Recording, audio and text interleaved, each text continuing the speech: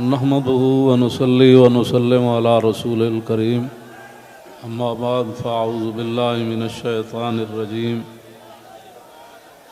بسم الله الرحمن الرحيم ورفعنا لك ذكرك صدق الله العظيم وصدق رسوله النبي الكريم الأمين الصلاة والسلام عليك يا سيدي يا رسول الله وعلى آلك وأصحابك يا خاتم النبيين۔ تحریک لبیک یا رسول اللہ، تحریک لبیک پاکستان کے تمام ذمہ داران، تمام عشاقان مصطفیٰ علیہ تحیت و ثنا، آپ حضرات نے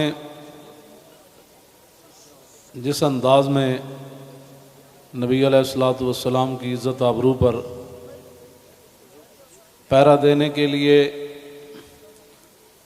15 نومبر کو لیاقت باغ سے ہوتے ہوئے فیض آباد پہنچے ہیں، حضرت ابو ایوب انصاری نے پوری رات پہرا دیا تو میرے آقا نے فرمایا اللہم احفظ ابا ایوب کما بات یحفظنی، یا اللہ ابو ایوب انصاری نے جیسے پوری رات میرا پہرا دیا، یا اللہ ہمیشہ ان کی تو حفاظت فرما۔ اور جو تم ہمارے تحریک لبیک یا رسول اللہ کے ساتھ کر رہے ہو، یہ آپ کے لیے مناسب نہیں ہے۔ میں بڑا محتاط لفظ بول رہا ہوں، صدا بادشاہی میرے رب کی ہے، وفا موختی ازما بکار دیگراں کر دی۔ وفا تم نے اسلام سے سیکھی، مراد یہ ہے کہ اسلام آباد یہ مسلمانوں کی جو ہے وہ جگہ ہے اور اس کے لیے لاکھوں مسلمانوں نے قربانیاں دی۔ وفا موختی ازما بکار دیگراں کر دی، اور ربودی از گوہر ماں نثارے دیگراں کر دی۔ ہیرے جواہرات تم یہاں سے لوٹتے ہو اور وہ نچھاور غیروں پر کرتے ہو۔ صدا بادشاہی میرے رب کی ہے، اس حد تک آگے نہ جاؤ کہ پھر تمہیں بھاگنے کے لیے اللہ کے غضب سے جگہ بھی نہ ملے۔ مٹے نامیوں کے نشان کیسے کیسے، اور زمین کھا گئی آسماں کیسے کیسے۔ آپ کو جو بھی حضور نے فرمایا مومن بزدل تو ہو سکتا ہے، جھوٹا نہیں ہو سکتا۔ جو تمہیں غلط رپورٹیں دیتے ہیں ایجنسیوں والے، ایک دن عدالت لگنی ہے جہاں ایک بلی کو باندھنے والی عورت جہنم میں چلی گئی، حضور نے فرمایا میں نے دیکھا اس کا چہرہ نوچ رہی تھی۔ تو تم ان حضور کے غلاموں پر جیسے شیلنگ کرتے ہو اور جس بے دردی کے ساتھ تم ان کو گرفتار کرتے ہو، پھر لبیک کے نعرے کے اوپر تم مارتے ہو ان کو، تو جس دن آپ عدالت بیسی تل تل لکھیا بھرنے۔ اور عدالت اب یہاں بھی لگنے والی ہے، سدا یہ نہیں رہنا، سدا نہیں رہنا۔ یہ تمہیں تمہاری ایجنسی نے خبر دی کہ ہم جی فرانسیسی امبیسی کے اوپر حملہ کرنے جا رہے ہیں، ہمارے تو تصور میں بھی یہ بات نہیں تھی۔ کیوں جھوٹ بولتے ہو؟ فنجعل لعنۃ اللہ علی الکاذبین، کیوں جھوٹ بولتے ہو؟ یہ چمکتے ہوئے چہرے، یہ سارے، یہ سادات، حافظ قاری، آپ ان سے اگر پوچھ لیں جی آپ کا کیا مطلب ہے، کیوں جا رہے ہیں، ہم آپ کو بتا دیتے کیوں جا رہے ہیں۔ میں نے ادھر بھی وہی تقریر کی، کراچی میں بھی وہی کی۔ چڑھتی ہے جب فقر کی سام پہ تیغ خودی، تو پھر ایک سپاہی کی ضرب کرتی ہے کار سپاہ۔ جن کے تم کہنے پر مسجدوں میں جوتوں سمیت داخل ہوتے ہو، اور جن کے کہنے پر تم حفاظ اور قراء اور علماء اور سادات کو اور غلامان رسول پر ظلم و ستم ڈالتے ہو، تو آپ کو پتہ ہے حضور نے کیا فرمایا، من آذا مسلما فقد آذانی۔ حضور نے فرمایا جس نے کسی مسلمان کو دکھ دیا اس نے تو مجھے دکھ دیا، اور پھر رسول اللہ کے نعرے پر تم لوگوں کو مارتے ہو. یہ میں بالکل کھلی بات کر رہا ہوں آپ سے. جو یہاں مخبر بیٹھے ہیں نا، جھوٹ ہی ہے. الصدق ینجی والکذب یہلک. 72 سال تم نے جھوٹ بولا نا، تو آج پوری دنیا میں پاکستان کو تم نے تباہ کر دیا. نہ کوئی کرنسی کی وقت رہی، نہ ہمارے پاسپورٹ کی وقت رہی، نہ ہماری اشیاء کی وقت رہی. کہتے ہیں یہ پاکستانی بنی ہوئی ہے، چھوڑو چھوڑو چھوڑو، یہ پاکستانی پاسپورٹ ہے، ان کو لائن میں لگا دو. گراؤ، جلاؤ، بندے مارنا اور دکانیں لوٹنا، ہمارے کروڑوں میں حصے میں بھی کسی کارکن کے دل میں بھی نہیں آئی یہ بات. کل جو ظلم تم نے کیا، یہ بھوکے پیاسے بیٹھے رہے اور رات 4 بجے سے لے کر صبح 9 بجے تک. ایک دن تو عدالت لگنی ہے نا. کوئی بات نہیں، انشاءاللہ یہ بات پھر تو ہے نا، یہ کوئی مسئلہ ہے؟ نہیں، یہ تو ہونا تھا. اللہ تعالیٰ پھر ایسے ہی عطایا علی متن البلایا. ہاں، جو اللہ کے انعامات ہوتے ہیں نا، وہ تکلیفوں کی پشت پر سوار ہو کے آتے ہیں. ہاں، نہ کوئی ہمارا کارکن اس قسم کی جناب وہ باتوں میں ملوث ہے تو آپ ہمیں بتائیں. میں بھی موجود ہوں، شاہ جی موجود ہیں، اے موجود ہیں، نت شاہ جی موجود ہیں، ہمارے سرپرست عالم موجود ہیں، ہمارے شاہ جی آگے بیٹھے ہیں، سید ظہیر الحسن شاہ صاحب موجود ہیں. آپ کو کیا مسائل ہے ہم سے؟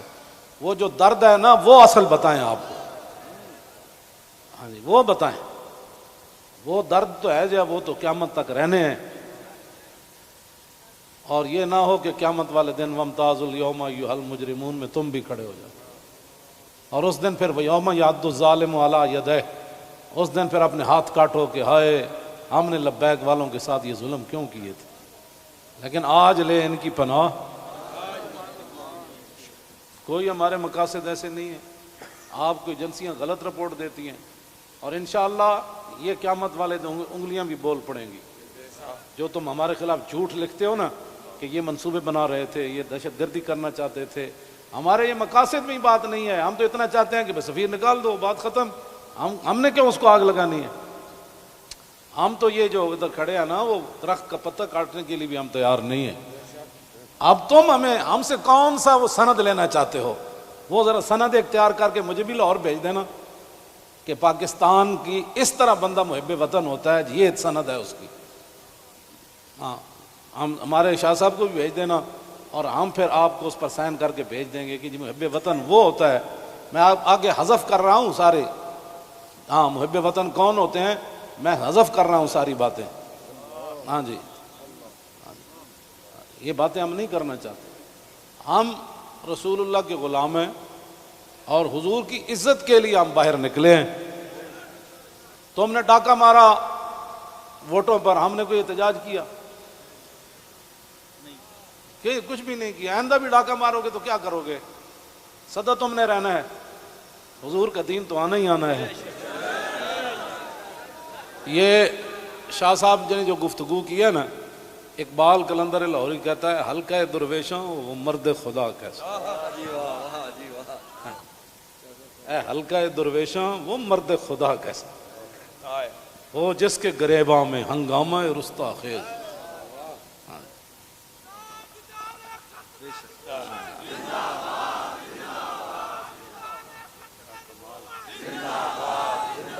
وہ حلقہ درویشاں وہ مرد خدا کیسا. ہاں، اللہ جو ذکر کی گرمی سے شمع کی طرح روشن، جو فکر کی سرعت میں بجلی سے زیادہ تیز. حلقہ درویشاں وہ مرد خدا کیسا.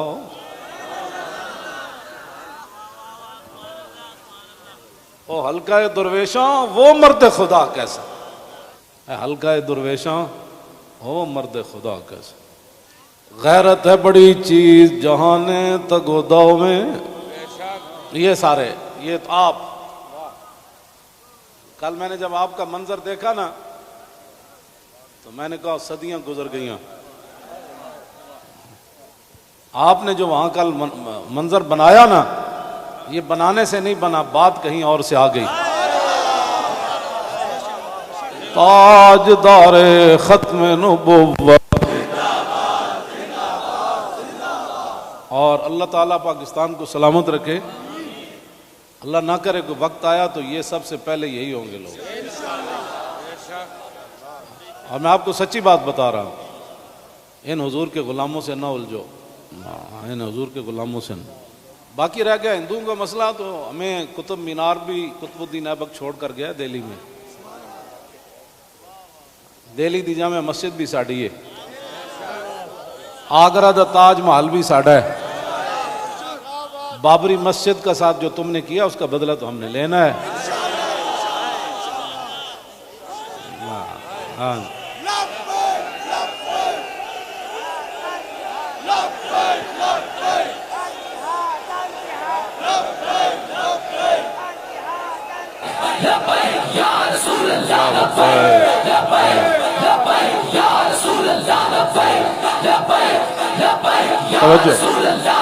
آپ کو ابھی ہماری سمجھ نہیں آئی، اللہ آپ کو سمجھ عطا فرمائے، آپ کو سمجھ عطا فرمائے.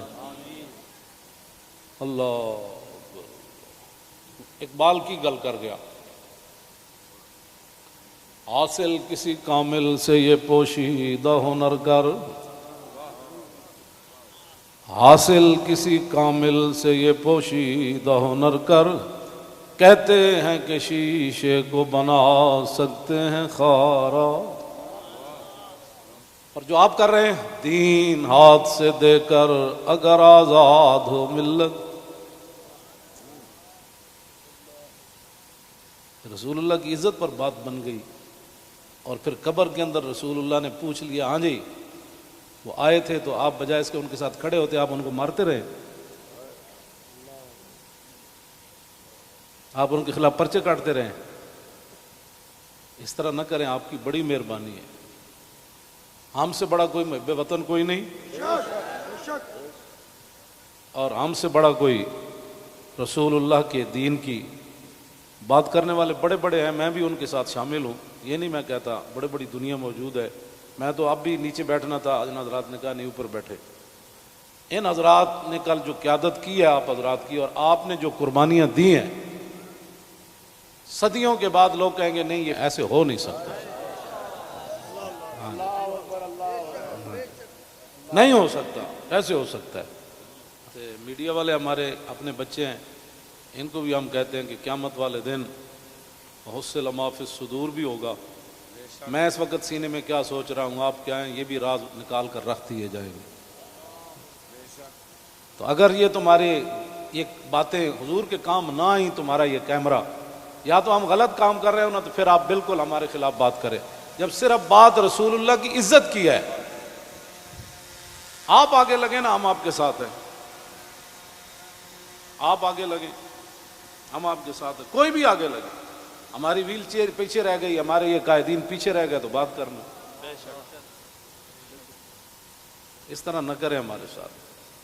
ادھر جو بیٹھے ہیں نا، وہ درد دل رکھنے والے کوئی پاکستان کے بارے میں، وہ ہماری بات اگر ان کے کان صحیح ہیں تو وہاں تک پہنچائیں.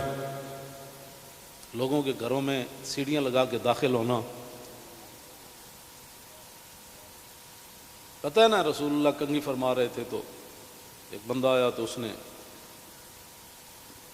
دستک دی، تو پھر وہ جو دروازے کے سوراخ ہیں انہوں نے پھر وہاں سے دیکھا تو رسول اللہ وہ کنگھی لے کر جلدی سے آئے، اور میں قریب تھا کہ میں اس کی آنکھ نکال دیتا.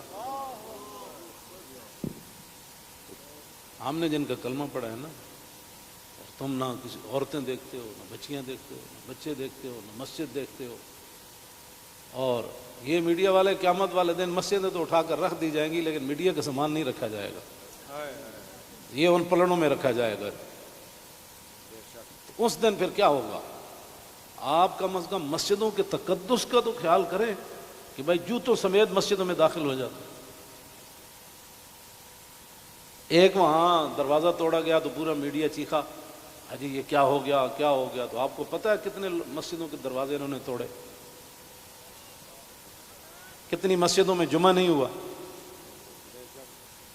کتنے اماموں کو اٹھا لیا گیا، کتنے خطیبوں کو اٹھا لیا گیا، اس جرم میں کہ لبیک کا نعرہ لگانا ہے. یہ تو لگنا ہے. میرے آقا و مولا اونٹنی پر سوار ہو کر تشریف لے جا رہے ہیں. یہ ہمارے لیے تھا، ورنہ وہاں اس اونٹنی نے کیسے پھسلنا تھا. اونٹلی پھسلی، حضرت طلحہ بن عبید اللہ چھلانگ لگا کر رسول اللہ کو جا کے ہاتھ رکھا، جعلن اللہ فداک یا رسول اللہ، حضور آپ کی اونٹنی کیوں پھسلی؟ میں جو قربان ہونے کے لیے صرف اونٹنی پھسلی تو اتنے بڑے واقعات ہو گئے، اور تم ہمیں لالا پاپی دیتے ہو، ایسے ہو جائے گا تو ایسے ہو جائے گا، ایسے کچھ بھی نہیں ہوگا۔ ہاں، حضور کی عزت پر پہرا دو۔ ہم چاہتے ہیں کہ قیامت والے دن آپ بھی رسول اللہ کی ناموس کے محافظین کی لائن میں آ جائیں۔ توجہ، آپ اس لائن میں لگ جائیں جس میں نور الدین لگا ہوا ہوگا، آپ اس لائن میں لگ جائیں جہاں صلاح الدین لگا ہوگا، آپ اس لائن میں لگ جائیں جہاں محمود غزنوی لگا ہوگا، شہاب الدین محمد غوری لگا ہوگا۔ کیوں اس طرح اپنی دنیا آخرت برباد کر رہے ہو پھر؟ اور جو نکلتے ہیں آپ ان پر بھی ظلم کرتے ہو، اس کی اجازت نہیں ہے۔ نہ اپنی نالائکیاں تاریخ لبیک کے اوپر ڈالتے ہو، اور چوکوں میں کھڑ کے آدھے گھنٹے کے لیے احتجاج کرنے سے کشمیر آزاد نہیں ہوتے۔ کشمیر آزاد ایسی ہونا ہے جیسے مکہ فتح ہوا، جیسے بدر فتح ہوا۔ ہاں، آدھا گھنٹہ کارپوریشن کے بندے کھڑے ہو جائیں گے اور وہ بھی ختم ہو گئے، آدھے گھنٹے میں کارپوریشن کے بندے نے تو اپنی تنخواہ لینی ہے، باز آ جاؤ۔ تم بتاؤ جو درد ہے وہ ہمیں بتاؤ۔ پاکستان جن مقاصد کے لیے بنا وہ تو یہی ہے جو ہم یہاں بیٹھے ہیں۔ اگر اس کے علاوہ کوئی قائد اعظم محمد علی جناح اور علامہ اقبال قلندر لاہوری، لیاقت علی خان، حضرت مولانا سید نعیم الدین مراد آبادی، سید ابو الحسنات قادری، مولانا مصطفیٰ رضا خان، مولانا حامد رضا خان، اگر ان کے کوئی اور مقاصد تھے تو ہم نہیں سمجھ سکے، آپ ہمیں لا کر دکھائیں۔ اس طرح نہ کریں۔ پاکستان ہمیشہ جو قومیں بنیادیں چھوڑ دیتی ہیں وہ قومیں ختم ہو جاتی ہیں۔ بنیاد پر ہی تو ہم کھڑے ہیں۔ پاکستان کا مطلب کیا؟ دستور ریاست کیا ہوگا؟ اور پاکستان جن مقاصد کے لیے بنا ان مقاصد کے ساتھ ہمارے باتیں سنا کرے۔ اور جھوٹا بندہ جھوٹا ہی ہوتا ہے، جھوٹیاں خبراں تے کدی بھی تانوں حق نہیں بندا۔ پتہ ہے کتنی قیامت نو سزا لبنی تانوں۔ ایک آل رسول تسی انہوں نے جناب جا کے انہوں دے منہ تے تسی جتیاں مارنے ہو لوگاں دے، تو لبیک کیوں کہنا؟ بھائی یہ تو کمال ہے، یہ تو گو بھی کہتی ہے لبیک یا رسول اللہ، ہرنی بھی کہتی ہے لبیک یا رسول اللہ، صحابہ بھی کہتے ہیں لبیک یا رسول اللہ، اور تم منہ پر جوتے مارتے ہو۔ آپ کی کس نے تعلیم کی؟ پھر تم علماء کو تانے دیتے ہو کہ دین دے ٹھیکیدارن، اسی دین دے ٹھیکیدار نہیں لیکن چوکیدار ضرور ہیں۔ تسی ٹھیکیدار ہو جی شاہ جی؟ نہیں، تسی بس تسی شاہ جی ہاں چوکیدار ہیں۔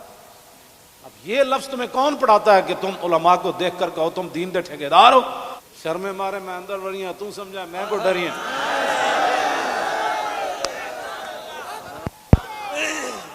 یہ کیڑی بات؟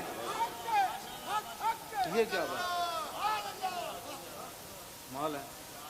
یہ کیا ٹھیکیداری؟ تو کبھی بھی ہم نے دعوے نہیں کیے، یا کبھی کہا ہو تو بتاؤ ہم نے ٹھیکیداری کی دعوت کی ہے، دعوے کیے ہم نے کبھی بھی نہیں کہا ہم تو رسول اللہ کے غلام ہیں اور رسول اللہ کی عزت کی بات کرتے ہیں۔ اور اگر یہ جو مجمع ہے اور یہ جو عاشقان مصطفیٰ، اس کے مقابلے میں آپ کے پاس دنیا میں کوئی بندے ہیں نا تو وہ میرے سامنے لاؤ۔ رسول اللہ لبیک لبیک لبیک یا رسول اللہ لبیک لبیک لبیک یا رسول اللہ لبیک لبیک لبیک یا رسول اللہ لبیک لبیک لبیک یا رسول اللہ۔ عن الحسن بن علی رضی اللہ تعالی عنہما قال سألت خالي عند ابن أبي علا وكان وصافا عن حلية رسول الله صلى الله تعالى عليه وسلم أنا أشتهي أن يصف لي منها شيئا نتعلق به فقال كان رسول الله صلى الله تعالى عليه وسلم فخما مفخما يتلال وجه تلال والقمر ليلة البدر أطول من المربوع وأكثر من المشذب عظيم العامد رجل الشعر إن فرقت عقيقة فرقها وإلا فلا يجاوز شعره شحمة أذنيه إذ هو بفره وأزهر اللون واسع الجبين أزج الحواجب سوابغ من غير قرن بينهما عرق يدر والغضب أقنى العرنين له نور يحسبه من لم يتأمل وشم كس اللحية سهل الخدين دلي الفم مفلج الأسنان دقيق المسربة كأن عنق أجيد دمية في صفاء الفضة معتدل الخلق بادن متماسك سواء البطن والصدر عريض الصدر بعيد ما بين منكبين ضخم الكراديس أنور المتجرد موصول ما بين اللبة والسرة بشعر يجري كالخط عاري الثديين والبطن مما سوى ذلك أشعر الذراعين والمنكبين وعالي الصدر طويل الزندين رحب الراحة شسن الكفين والقدمين سائل الأطراف أو قال شائل الأطراف خمسان الأخمسين مسيح القدمين ينبو عنهما الماء إذا زال زال قلعا يخطو تكيفا ويمشي هونا ذري المشية إذا مشى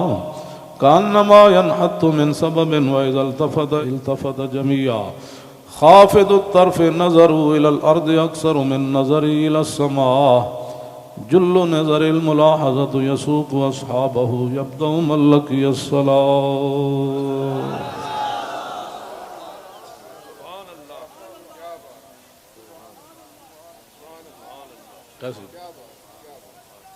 عن الحسن بن علي رضي الله تعالى عنهما قال سألت خالي هند بن أبي هالة وكان وصافا قلت صف لي منطق رسول الله صلى الله تعالى عليه وسلم قال كان رسول الله صلى الله تعالى عليه وسلم متواصل الأحزان دائم الفكرة ليست له راحة طويل السكت لا يتكلم في غير حاجة يفتتح الكلام ويختمه بأشداقه وفي رواية بسم الله ويتكلم بجوامع الكلم كلامه فصل لا فضول ولا تقصير ليس بالجافي ولا بالمهين يعظم النعمة وإن دقت لا يزم منها شيئا غير أنه لم يكن يزم زماكا ولا يمدحه ولا تغضبه الدنيا ولا ما كان لها فإذا تعدي الحق لم يكن لغضبه شيء حتى ينتصر له ولا يغضب لنفسه ولا ينتصر لها وإذا أشار بكفي كلها وإذا تعجب قلبها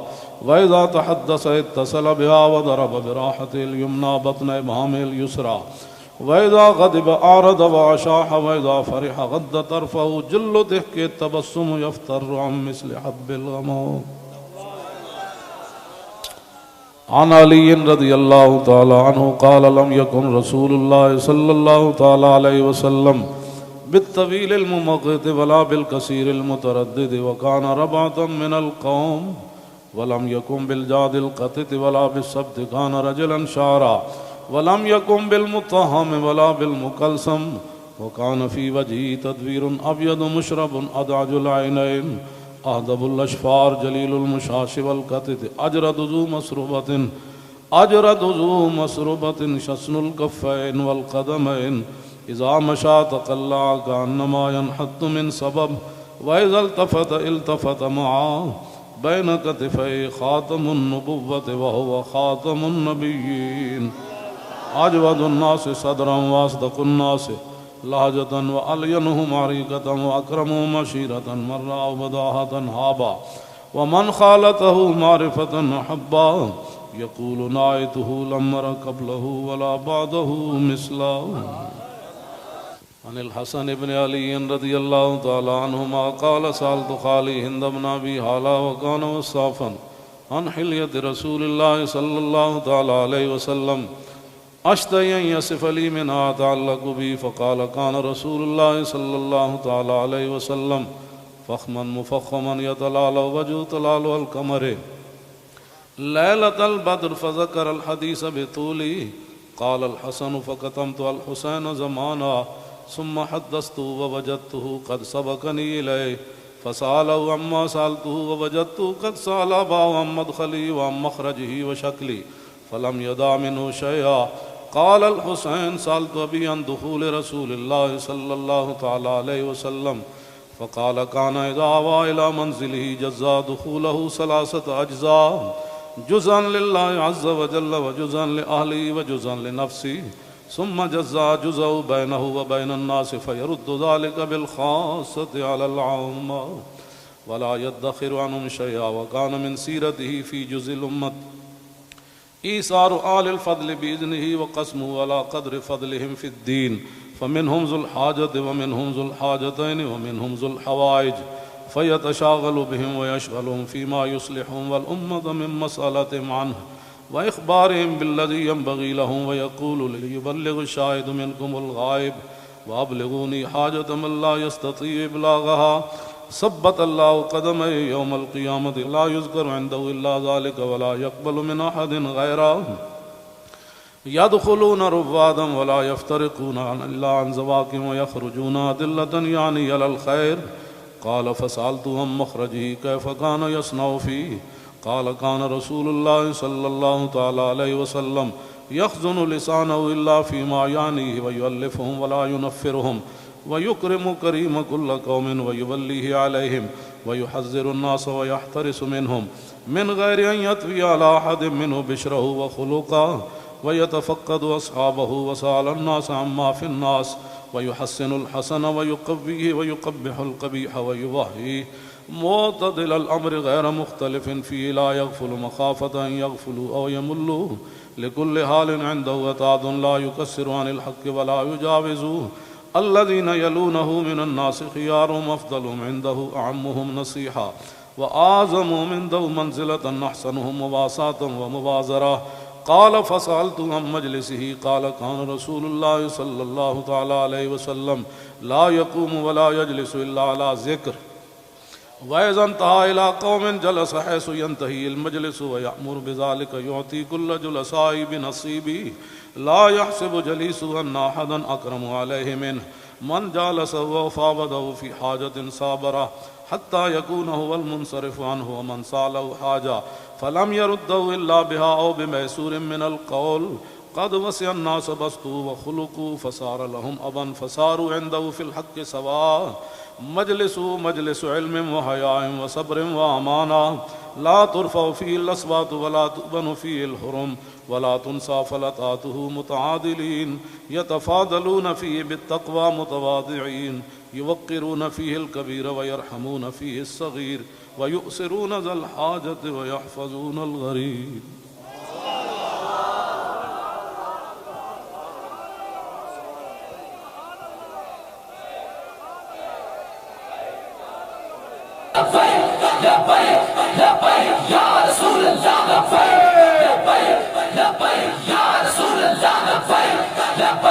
لبيك يا رسول الله لبيك لبيك